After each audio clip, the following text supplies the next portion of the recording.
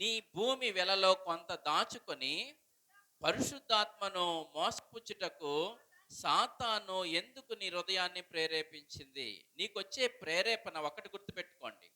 నీకొచ్చే ప్రేరేపణ 3 రకాల ప్రేరేపణలు వస్తాయి. మీకు ఏదైనా గుర్తుపెట్టుకోండి. పరిశుద్ధాత్మునిది కూడా కాదు అన్న విషయం మీరు గుర్తుపెట్టుకోవాలి. ఒకటి నీ ప్రేరణ వస్తది. రెండోది దేవుని ప్రేరణ వస్తది. మూడోది సాతానుడు కూడా మిమ్మల్ని ప్రేరేపిస్తాడు. ఈ మూడాటిల్ని మీరు వాటిని రికగ్నైజ్ చేయడం అది మీ పని. దాన్ని రికగ్నైజ్ చేయడం ఎవరి పని? మీ పని. ఇది అసలుకే ఈ ప్రేరణ ఇలాగ అమ్మడం, ఇలాగ ఇవ్వడం అది దేవుడిచ్చిన ప్రేరణ నాకు కాదా? అవునా? వాక్యంలోనే మనం చూడాలి. చూసుకుంటే అది అవును దేవుడే ఇచ్చాడు అనుకుంటే అది అలాగే చేయాలి. దేవుడు ఇవ్వకుండా ఇక్కడ అదే అంటున్నాడు. నీ భూమి వెలలో కొంత దాచుకొని పరిశుద్ధాత్మను మోసపుచ్చుటకు సాతాను నీ హృదయమును ఎందుకు ప్రేరేపించెను? అంటే సాతాను కూడా హృదయాల్ని ప్రేరేపిస్తాడు. జాగ్రత్త. వాడు ప్రేరేపించిన ప్రేరణకి వీళ్ళు లోబడ్డారు కాబట్టి వీళ్ళకి ఏమైందంటే మరణం సంక్రమించింది. ఏమొచ్చిందంటే వీళ్ళకి మరణం వచ్చింది. ఇప్పుడు బర్నబాని ఏమన్నారు అక్కడ? బర్నబాని ఒకసారి చదవండి.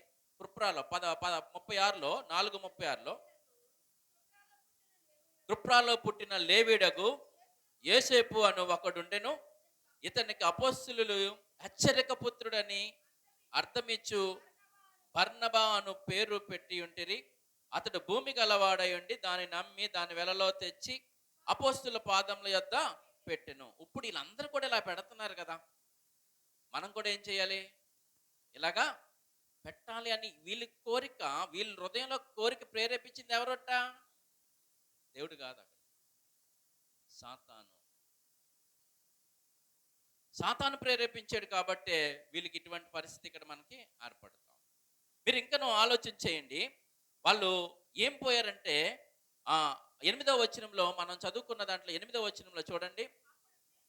అప్పుడు పేతురు, మీరు ఆ భూమిని ఇంతకే అమ్మితిరా?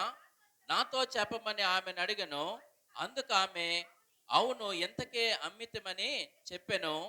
అందుకు పేతురు, ప్రభువు యొక్క ఆత్మను శోధించుటకు మీరెందుకు ఏకీభవించిరి? ఇక్కడ ఏకీభవించితిరి భార్యాభర్తలు ఇద్దరు కలిసి